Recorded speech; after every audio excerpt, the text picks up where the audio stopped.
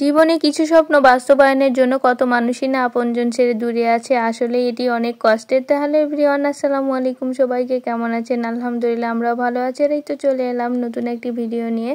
তো এটি যদিও আমার অনেক সকাল সকালের ভিডিও, আসলে সেহরির পরে আমরা বের হয়ে পড়েছি আর কি বাড়ির উদ্দেশ্যে।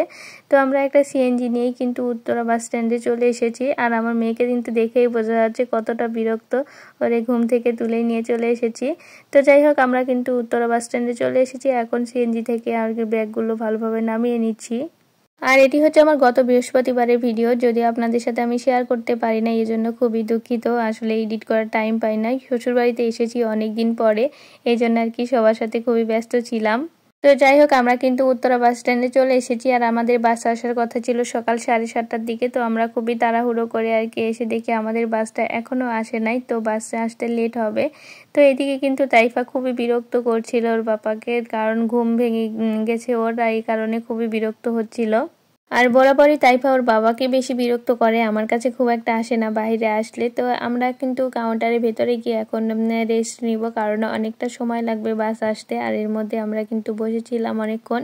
তো এর মধ্যে বাসটাও চলে এসেছে। এখন আমরা আর কি লাগেজগুলো রেখে দিচ্ছি বক্সে, এই জন্য তাইফার পাপা এখানে সব টোকন নিয়ে নিচ্ছে। তো ব্যাগগুলো বক্সে রেখে এখন আমরা বাসের ভিতরে উঠে যাব, কিন্তু তাইফা কোনোভাবে উঠতে যাচ্ছিল না, যে না আমি দিদির বাসায় যাব, চলো আমি এভাবে হেঁটেই যাব। আর যাই হোক, ও যা বুঝছে সেটাই আর কি করছে। তো ছিটে ওরে বসে দিয়েছি। আর আমাদের বাস কিন্তু অলরেডি ছেড়ে দিয়েছে, আর অনেকটা পথই কিন্তু আমরা চলে এসেছি।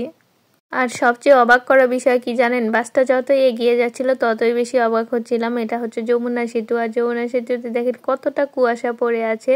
মানে যতই এগোনো যাচ্ছে ততই কিন্তু কুয়াশাতে একদমই অন্ধকার।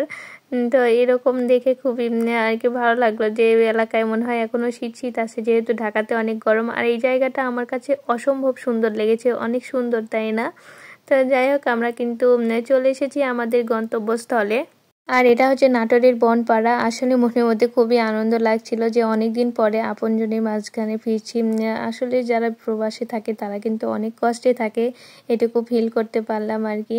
আর এখানে কিছু বড়ই দেখছিলাম, একদমই দেশি বড়ই, যেটা বায়োকুল না আপেলকুল বলে, সেখান থেকে আমি কিছু বড়ই নিয়ে নিলাম। আর এই তো আমার শ্বশুরবাড়ির উদ্দেশ্যে আবারও একটা সিএনজি নিয়ে রওনা হয়ে গেলাম।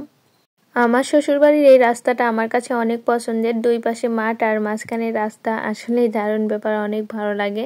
আর এদিকে আমার জামাই আর কি রাস্তার মাঝখানে যেখানে খুশি সেখানেই আর কি দোকান আছে, সেখানে সিএনজি থামিয়ে ফলমূল কিনছে। এখানে কিছু মনে হয় আপেল কিনেছে আর তরমুজ কিনলো। তো এভাবে কিন্তু ওয়ালিয়া বাজার থেকে ও অনেক কিছু কিনে নিয়েছে, যেহেতু অনেক দিন পর বাসায় যাচ্ছে।